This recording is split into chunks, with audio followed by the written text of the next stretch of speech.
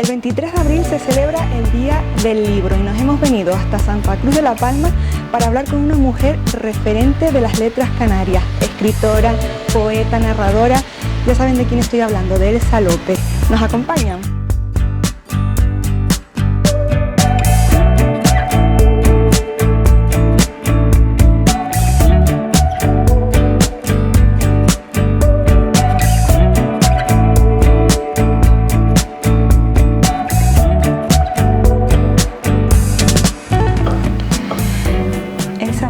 Gracias por este café, que está riquísimo, y por abrirnos las puertas de su casa.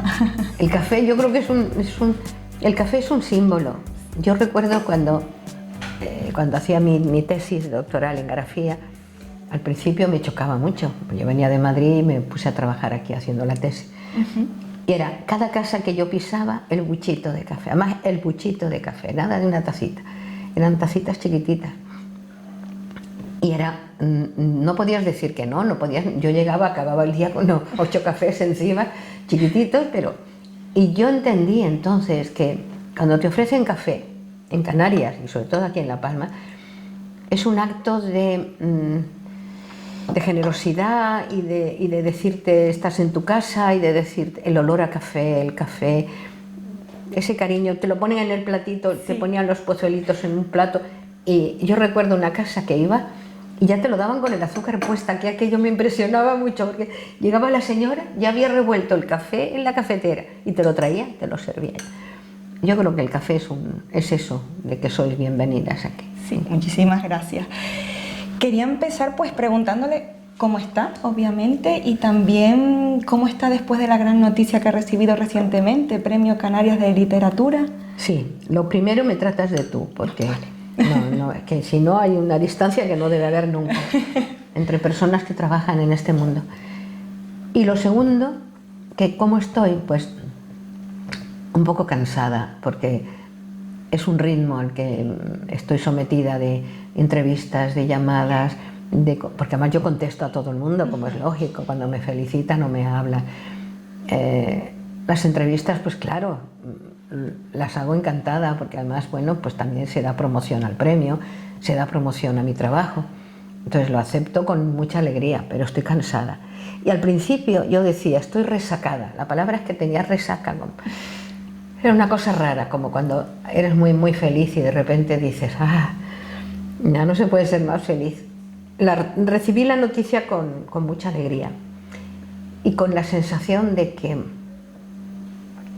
no era una lotería que te toca un día un número y te sale, no, era algo que yo había plantado, que yo había regado, que yo había visto crecer, que yo había visto germinar.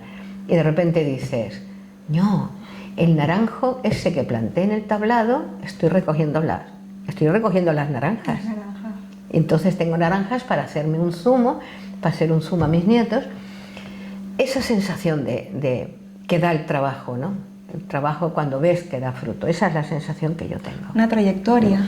Claro, es toda una vida. Es que hay que tener en cuenta que yo escribo desde que hoy en un centro escolar me preguntaban, ¿desde cuándo escribes? Y yo dije, creo que tenía 13 años o 14 cuando escribí mi primer poema.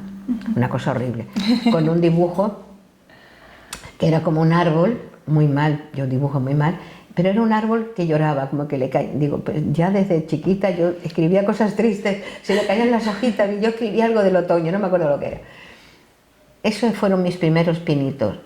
Y mi primer poema público fue un poema que escribí cuando mataron a Lumumba en el Congo. Lumumba fue el libertador del Congo y entonces yo hice un poema a Lumumba, que ni lo recuerdo. Recuerdo el estribillo porque lo cantaban con la guitarra en las manifestaciones. Y decía, ay Lumumba, Lumumba, ay me da risa, ya no hay flores en tu tumba, o sea, era una cosa horrible. Pero fue mi primer poema público que la gente oyó y con música, que le puso un compañero mío de clase. Y luego, bueno, a partir de ahí llega un momento que se crea en tu entorno la idea de que tú eres la que escribes. Entonces mis compañeros, había una manifestación, escribe algo, teníamos que hacer algún acto o algo de teatro o alguna cosa en la universidad. Venga, pues Elsa, que Elsa lea, que Elsa escriba. Entonces te vas convirtiendo en el compañero que escribe, es decir, haces periodismo, haces pues eso, lo que te van pidiendo tus compañeros. Entonces tú vas pensando que, bueno, pues es que soy escritora, qué caramba. Claro, por Pero supuesto. claro, yo no lo supe hasta mucho después, quiero decir, la idea de que realmente era mi profesión, que no es una profesión, ¿eh? En mi caso no es una profesión, es un vicio. Una forma de vida también. Es un vicio, sí, es un gustazo como tomarte un café. Sí. Entonces fue cuando yo recibí por primera vez el beneplácito de una profesora. Lo cuento siempre porque yo era muy mala alumna. Era fatal para las matemáticas, la física, la química, el dibujo, era un desastre. Y era un desastre para muchas cosas. Y de repente una profesora dijo, he leído una cosa, me gustó mucho de una compañera vuestra, a ver el Salelo. Entonces de repente dije, no, me salvó la escritura. Entonces me di cuenta de que escribir era una forma de comunicación, era una forma de darte a valer, era una forma de que los demás supieran que existías, ¿no? Yo era muy aficionada a escribir cartas también. Yo escribía muchas cartas, porque me gustaba escribir a la gente y comunicarme con la gente. Pero aquel día me di cuenta, tenía 14 años, de que yo podía servir para algo, ¿no? Quizás fue ese el momento. Es el momento en que yo dije, bueno, pues voy a escribir, de ahora en adelante voy a ser escritora, lo cual es una estupidez, porque escritor es todo el que escribe, pero ese día pensé que podía dedicarme a escribir. Me gustaban dos cosas, ser profesora, dar clase y escribir. Yo daba clase. Las dos cosas. Claro, elegí las dos cosas que me gustaban. Mi madre siempre me contaba que yo ponía las muñecas en el suelo en fila y los muñecos y trapos y eso, y les daba clase cuando era pequeñita. Es decir, yo jugaba ya a ser profesora. Y de hecho es mi vocación, porque ahora cuando me llaman para hablar de literatura, yo voy a los sitios y salgo como si me hubieran puesto una inyección de optimismo y de fuerza, ¿no? A mí la juventud me da mucha fuerza, en lugar de hundirme como a mucha gente, me da fuerza. Y hablando de juventud, porque era algo que me gusta también tratarlo contigo, el tema de la juventud ahora, de las nuevas tecnologías que hablábamos hace un momento, cada vez los jóvenes leen menos, tienen muchas más posibilidades, pero... No, leen menos, juegan más y leen menos. Yo en casa tengo a mis nietos, tengo una lucha total. Tengo un nieto que está totalmente enganchado a los juegos y a las cosas estas, en el ordenador o en el teléfono.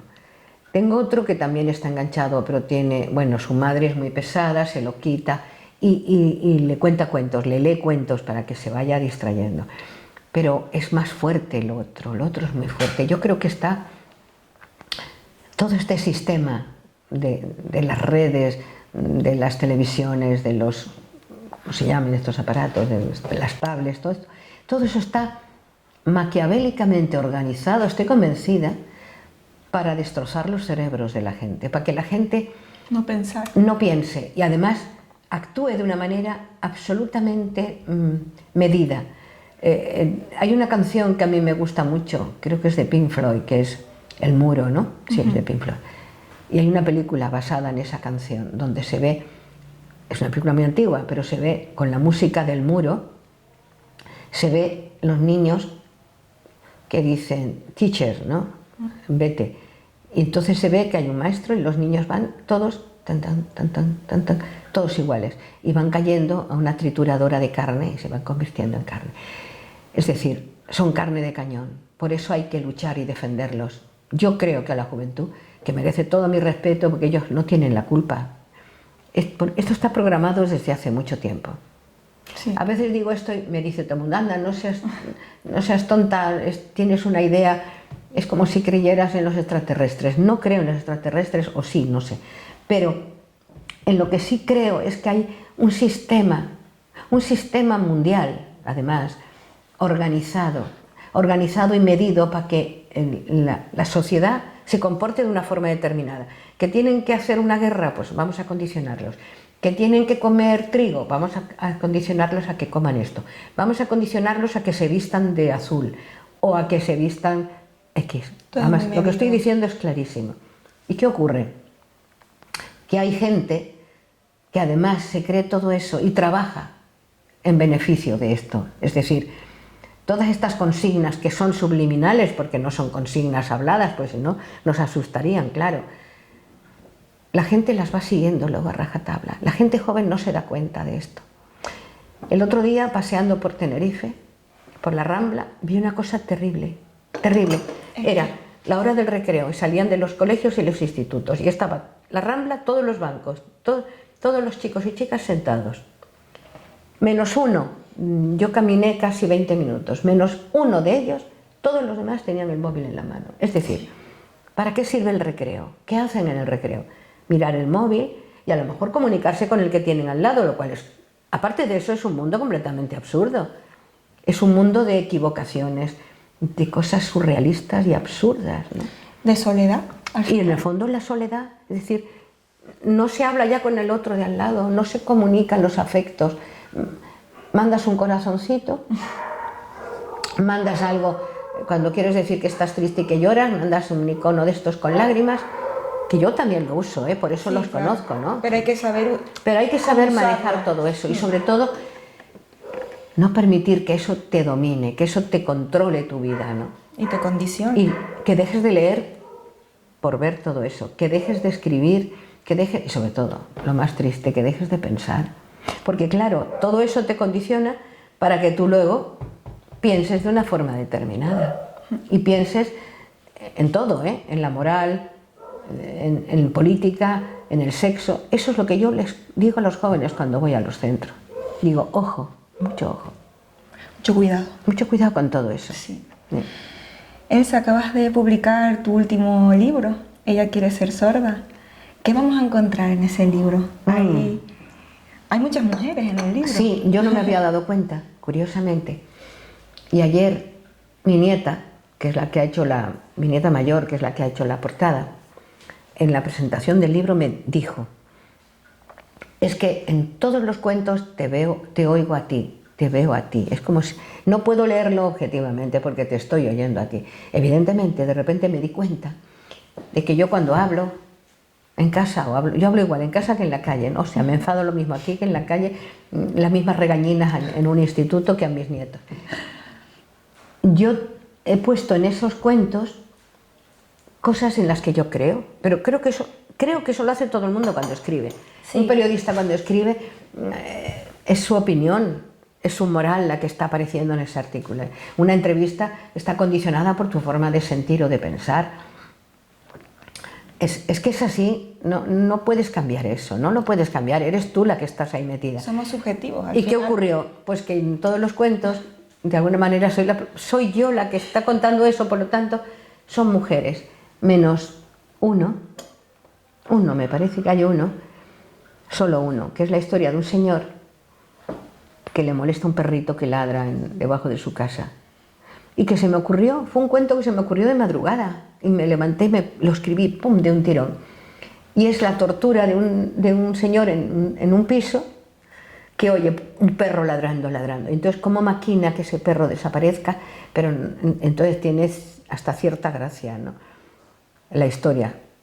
Yo no soy muy graciosa, ni escribiendo ni en la vida normal. Es más, me río mucho con la gente que es inteligente y que cuenta las cosas bien, pero yo no sé contar un chiste. Por ejemplo, yo soy el hazme reír de todo el mundo porque yo cuando cuento un chiste pues voy y lo explico, entonces la gente dice, pero mira, cállate, porque no es una historia, yo no sé contar chistes, además se me olvidan los finales, los cuento fatal, pero admiro mucho a la gente que es ingeniosa y divertida, no a la gente que cuenta chistes, eso me da igual, sino a la gente que de verdad eso tiene la gracia de la inteligencia, ¿no? Sí. Yo, por ejemplo, estoy casada con un hombre que después de 50 años de vida en común, a veces pienso, ¿qué es lo que me mantiene a su lado? Aparte del amor y estas cosas tan románticas, es que me río. Yo todavía me río con él. Es decir, cuando estoy enfadada o meto la pata o hago alguna estupidez, él hace algo o dice algo siempre con un sentido del humor que es muy palmero. ese humor del norte de la isla, de esa cosa socarrona que tiene la gente en La Palma, que de repente te está diciendo una cosa y te está diciendo otra. Sí, sí, y tú sabes, ¿no? Entonces, sí. Pues me hace reír. Esa risa me parece fundamental. Pero qué importante. Es tan importante la risa, ya lo decía Neruda. Sí.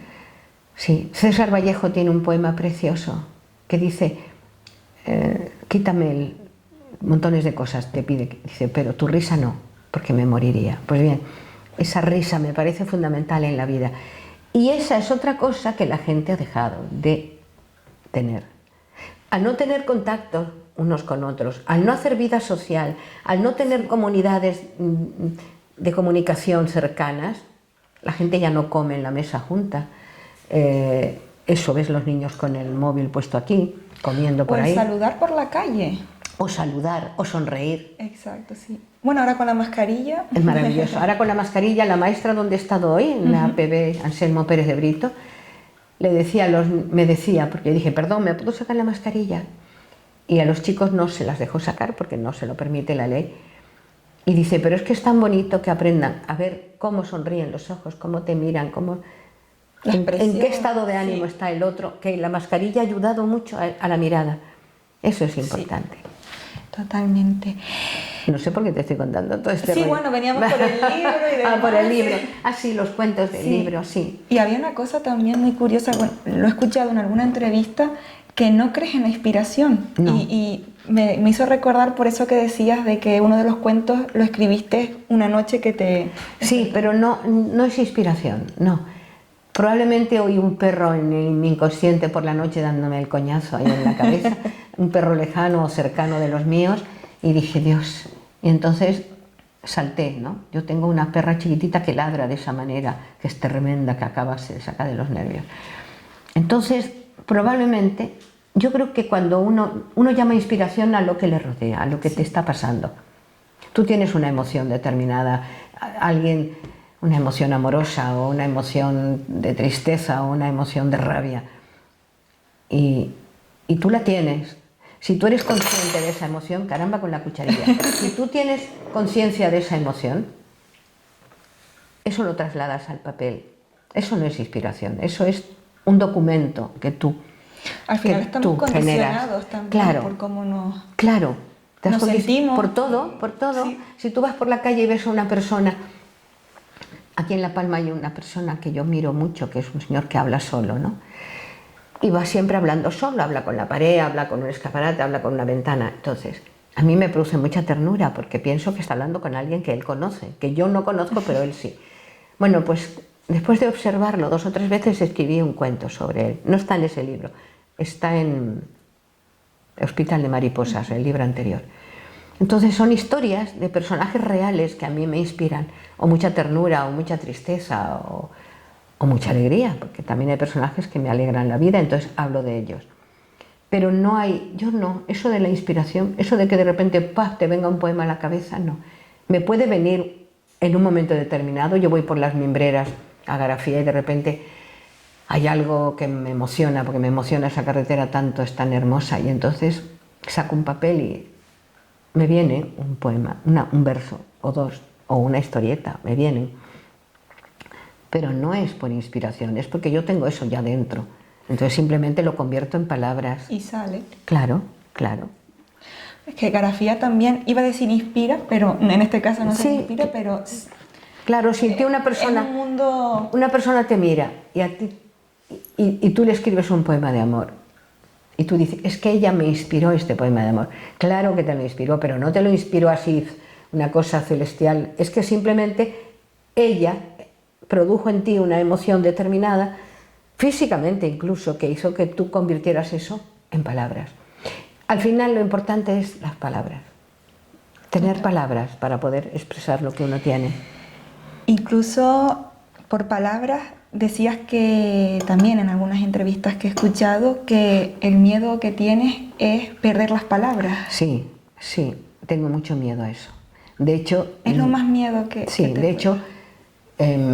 He visto a mi padre, por ejemplo, ahí sentado, ¿no? Un hombre tan inteligente, tan culto, tan todo, y de repente aquel hombre me decía, señora, perdone que le moleste, no sabía ni quién era yo. quería decir algo y no le salía.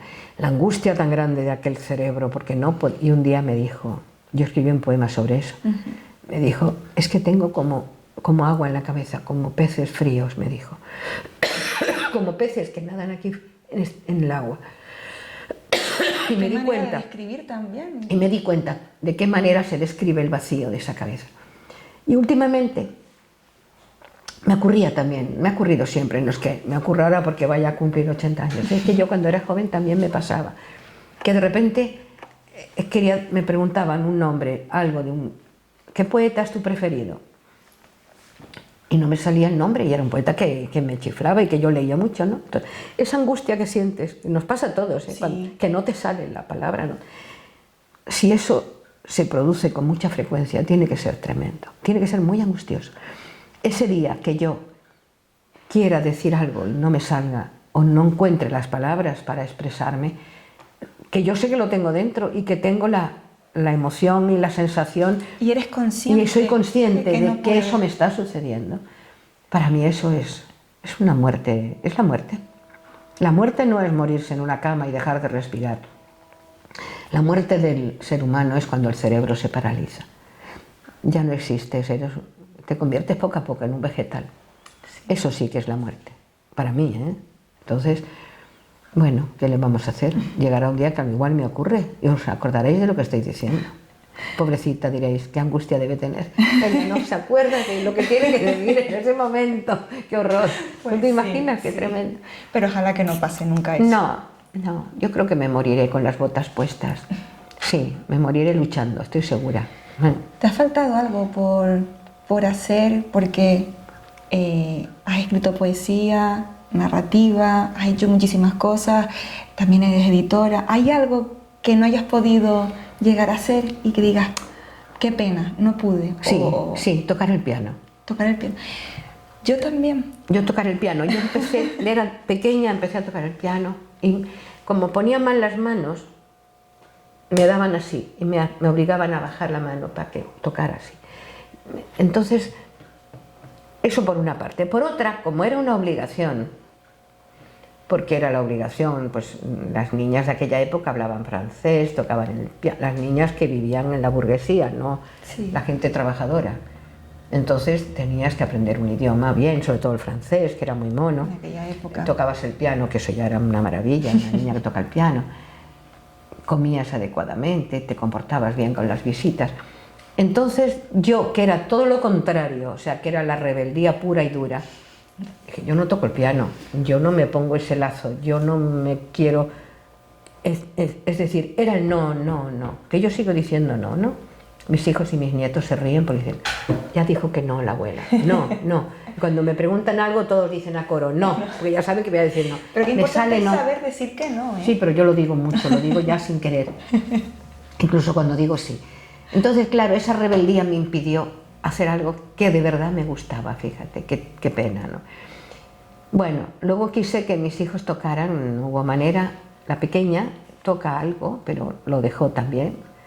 Y ahora tengo un nieto que con gran alegría, no sé si es soñar mucho, el otro día le preguntaron, ¿qué vas a ser de mayor? Y dijo, pianista, porque está dando clase de piano, es Marcelo, sí. Está dando clase de piano.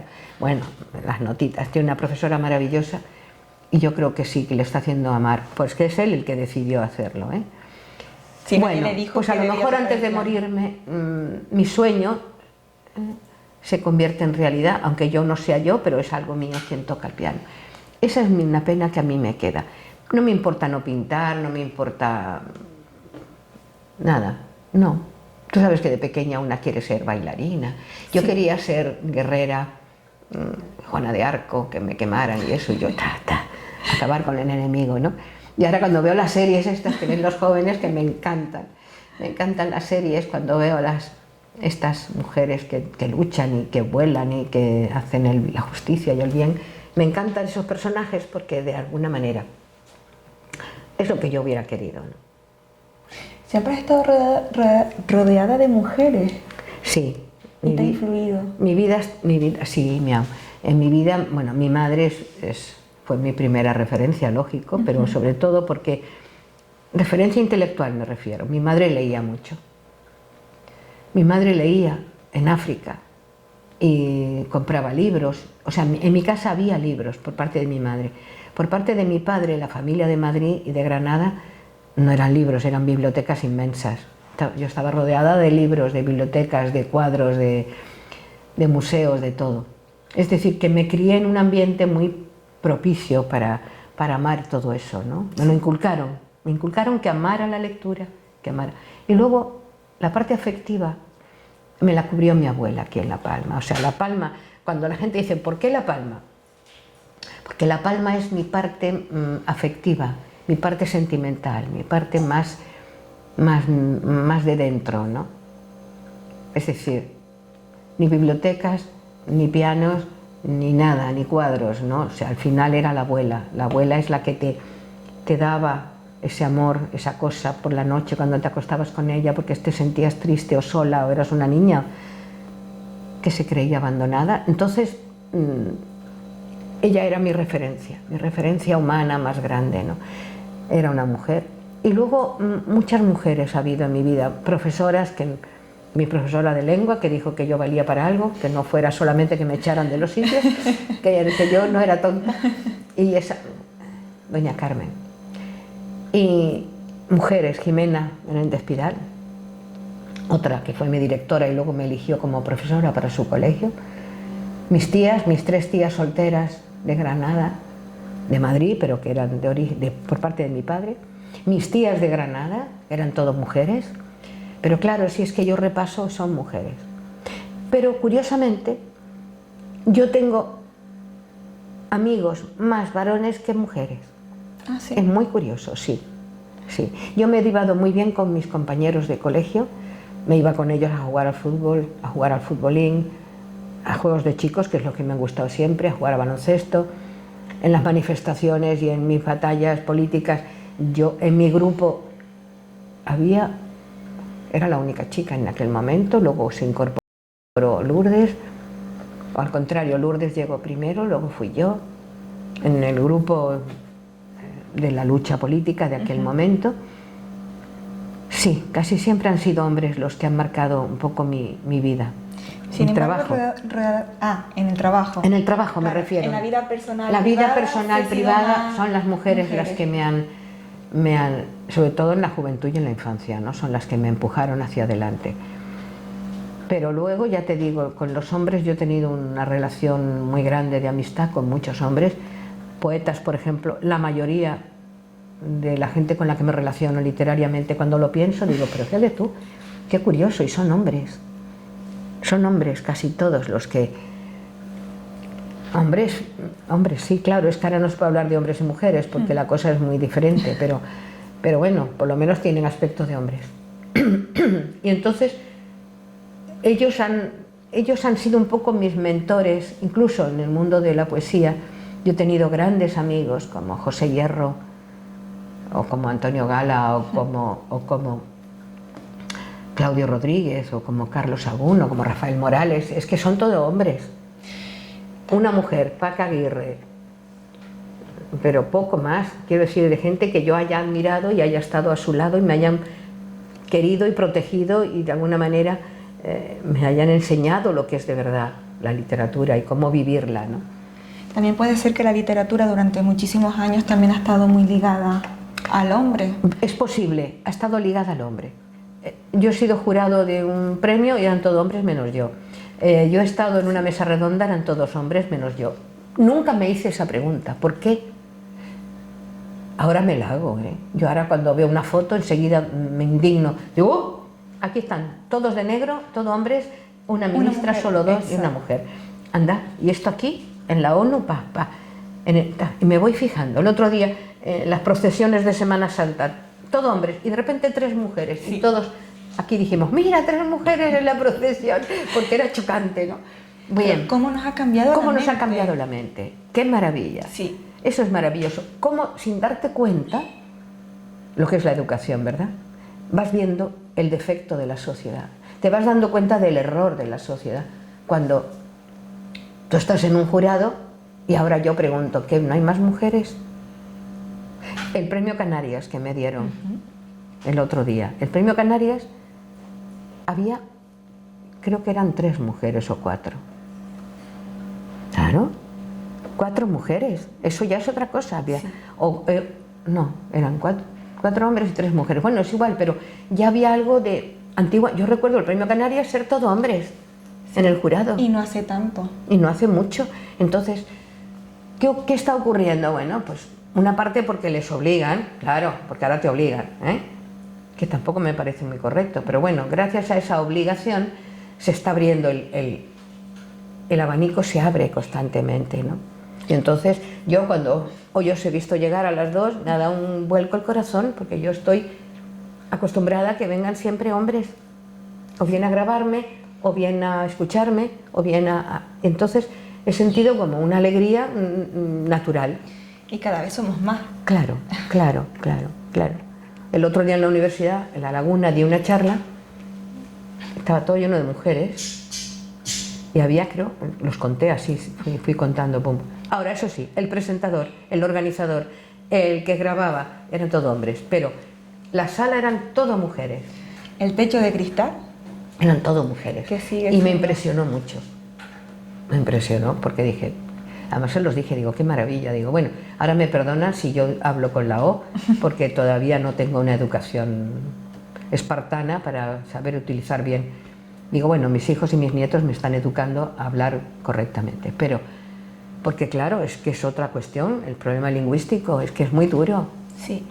Es muy duro. Es que yo he escrito un libro que decidí que se escribiera en masculino, como si fuera un hombre el que me lo dedicara, ¿no? Entonces yo cogí el libro, que ya estaba todo escrito, y dije, los poemas, ahora los ha escrito mi marido, vale, en masculino. ¿Cómo los hubiera escrito él si los hubiera escrito él? Así, pum, pum, pum.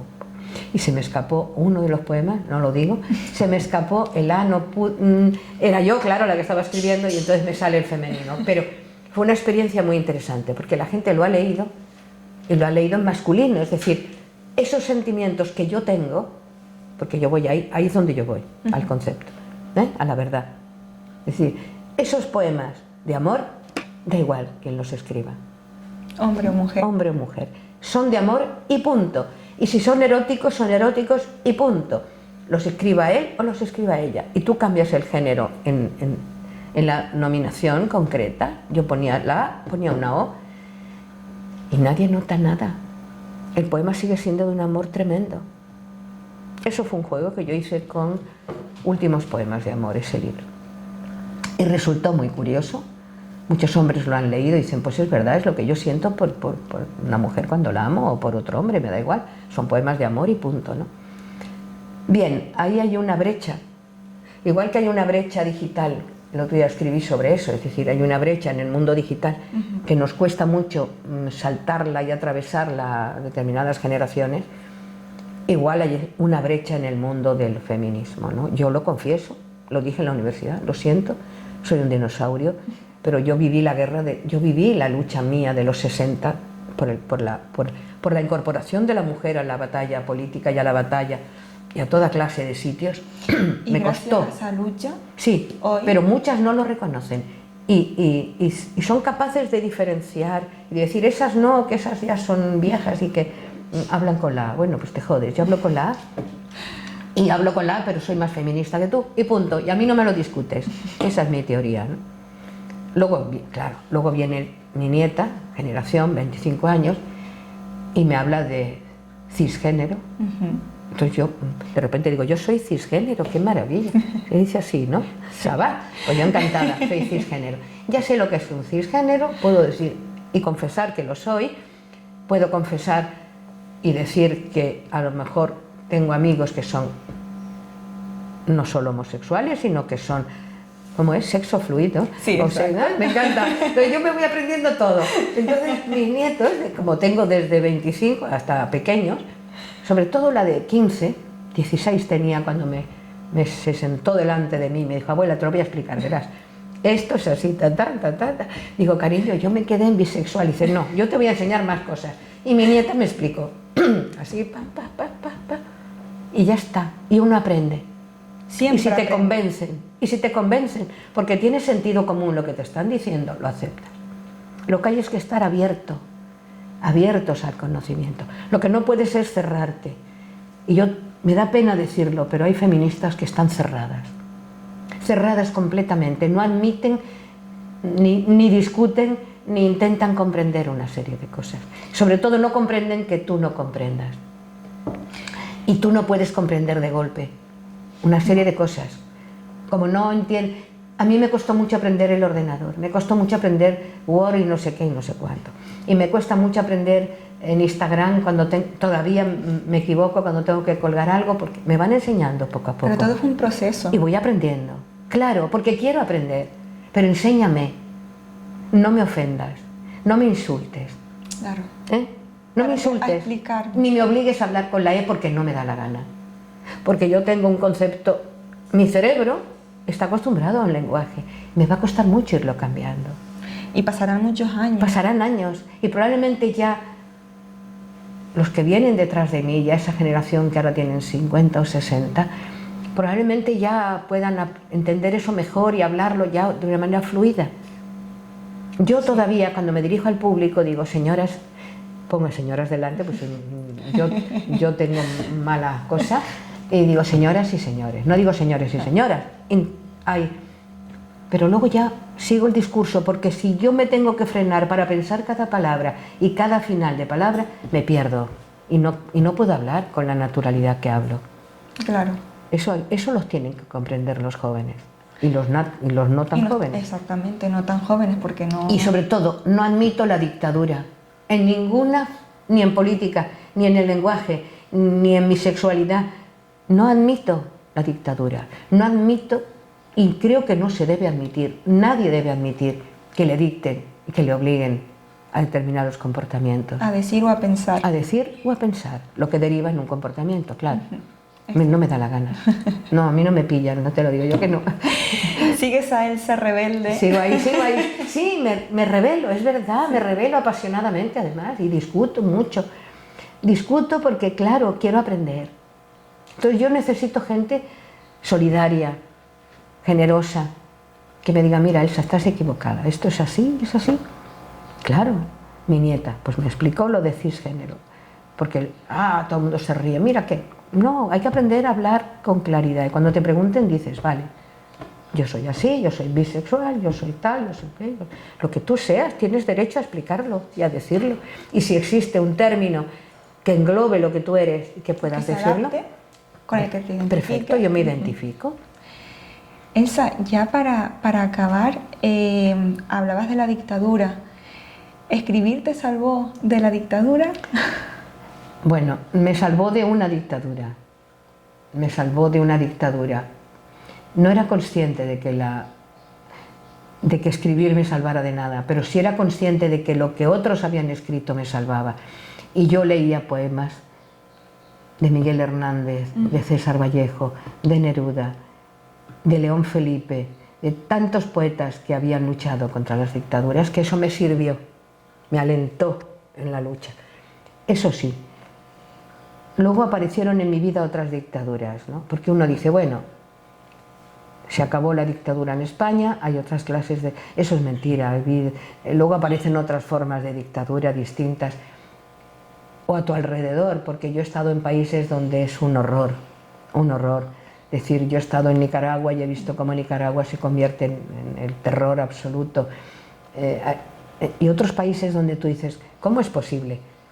Y luego hay muchas formas de dictadura solapadas que no eres consciente de que se califican así, pero lo son. Lo son. Sí. Son regímenes donde te obligan a un Estado en educación determinada, que te obligan a esa educación, te obligan a... etcétera, etcétera, etcétera. Sí, te dirigen así. Te dirigen totalmente. Sí. Y yo tengo un olfato para las dictaduras brutal. Para las dictaduras a gran escala, como pueda ser Putin o pueda ser el amigo Ortega en Nicaragua, por ponerte dos ejemplos en este momento fundamentales. Y tengo olfato para otras clases de dictaduras, es decir, las dictaduras en familia, las dictaduras de determinados pensamientos políticos que tú esperas que sean de libertad y de justicia y luego te sorprende ver que te están acogotando y dictando también a su modo unos comportamientos que están lejos de ser libres. Es decir, no nos libramos de los dictadores y hay de los pequeños dictadores porque no los captas, La gente no los capta, pero están ahí. Hay algunos que es evidente, tú dices, este señor ya lo veo venir, o sea, yo veo, dice, este partido político ya sé por dónde va. Quiere imponernos esto, esto y esto, pero un momento, cuidado. Y este otro partido que tú crees que te está dando libertad, que te está dando libertad de pensamiento, libertad de comunicación, libertad de prensa, es mentira. Es mentira. ¿Eh? Sí. Yo vivo en España ahora y dicen que es libre, vale. Yo he estado escribiendo en un periódico donde me han prohibido que hable de determinadas cosas. No están libres. Y cuando he hablado de determinadas cosas, me han sancionado. Incluso me han acabado echando del periódico. Porque yo me negué a no hablar de ciertas cosas. Y el periódico dice, tú no puedes hablar ni de esta compañía, porque es la que nos financia, ni de este régimen, porque es el que está en España, es el rey, y lo digo claramente. Puedes hablar del Papa, fíjate qué curioso, tú puedes hablar del Papa si quieres, puedes hablar de la Iglesia, pero de esto y esto y esto no se habla. ¿Cómo que no se habla? Pero si esto es si este señor es un empresario que está machacando a sus obreros, ¿cómo no lo voy a decir? Sí, una realidad. Es una realidad que está ahí y que además está aquí al lado de la puerta de tu casa. No lo puedes decir, te lo prohíbe el periódico, te lo prohíbe la radio, te lo prohíbe quien sea. Y no estamos libres de esas dictaduras, ¿eh? Y dentro de tu casa hay dictaduras. Por supuesto. Por supuesto. Y está el padre que te dice, tú si vas con esa falda no sales. O si vas con aquel. O si vas con aquel, o si vas con aquella, tú no sales de esta casa hoy. Y de repente te encuentras sometida a un régimen, porque eso es un régimen. Sí. Y ya si sigues apretando el cerco, te encuentras contigo misma. Cuando tú misma te dices, eso no lo puedo hacer, eso no lo puedo decir, porque ofendo, porque molesto, porque van a pensar que soy, porque van a decir que tengo. Quizás es lo más grave, ¿no? Y eso es tremendo. Cuando lleguemos ahí ya apaga y vámonos. Esa es mi rebeldía primera. Esa es mi rebeldía. Entonces, esa es la gran... Esta sociedad nuestra está llena de contradicciones. Algunas son maravillosas, porque son contradicciones en las que caemos todos, ¿no? Pero si supierais que sois jóvenes, lo terrible y lo maravilloso, por esa es la contradicción, que es llegar a una edad donde tú te parece que todo está más claro. Yo le dije a los chicos hoy en el centro, eran pequeñitos pero lo entendieron, digo, ¿veis esos viejecitos que están sentados en la calle en un banco? Vuestra abuela en casa, vuestro abuelo, cuando decís, abuela, cállate que pesada, abuelo, por Dios, el abuelo ya está gaga. Esas dos personas de vuestra casa son las más sabias de vuestra casa, son las que saben historias antiguas, canciones, romances, cómo curar el dolor de estómago, cómo curar cuando te duelen los ojos. Y que poco los escuchamos. Y no os dais cuenta que tenéis eso en casa, tenéis que cuidar eso. Digo, hay pueblos primitivos que todavía hoy el maestro es el más viejo de la tribu. Ese es el que enseña, el que dirige la tribu, el que dice lo que hay que comer, cómo hay que curarse, cómo hay que... Todo lo tiene. ¿Por qué? ¿Y por qué lo obedecen? Porque es el más viejo. Y los viejos, mientras no pierdan las palabras, son los que más saben, estoy convencida. En mi vida ha habido viejos maravillosos. Y les conté la historia de José, el cabrero del tablado, que ya murió. José no tenía ni DNI cuando lo conocí. No veía, ni regalamos una televisión, yo tan ilusionada, venía de la civilización, digo, toma un televisor para que veas las noticias, porque él le gustaba oír la radio y las noticias. Dice, no, yo esas modernidades no, esas modernidades, decía él, yo no quiero esas modernidades. Ese hombre me enseñó a mí tanto, que la gente no sabe todo lo que me enseñó, con su actitud, con su manera de comportarse y con las cosas que decía. Era un hombre lleno de guasa, de ironía, socarrón. Del norte. Del norte. Y me enseñó muchas cosas. A través de su trabajo y de las cabras. Él hablaba de las cabras como si fueran seres humanos. Decía, esta es así, esta es asao, la otra es así.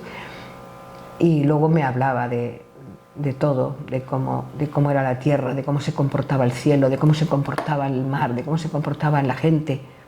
Él odiaba a la gente. ¿A la gente? Sí, odiaba a la gente porque veía el lado malo, el lado malo de las personas, ¿no? Había sufrido y como era sabio, sabía que el ser humano tenía todo ese lado turbio y malo que tenemos todos, ¿no? Y entonces yo le decía, pero José, si es buena persona, que no es buena persona, que te lo digo yo, que por él... Yo me fiaba de él, claro, yo sabía que él sabía más que yo. Y hoy se lo decía a los niños. Tenéis que fijaros en eso, dónde está la sabiduría para aprender, claro. Y querer aprender. Y querer aprender. Elsa, muchísimas gracias por muchísimos años más atesorando palabras. Ay, sí, ojalá. Sí, verás que sí. Ojalá lo veáis, oigáis, lo veáis y seguís. Ay, me alegra mucho haberos conocido. Igualmente, ha sido un auténtico placer. Gracias.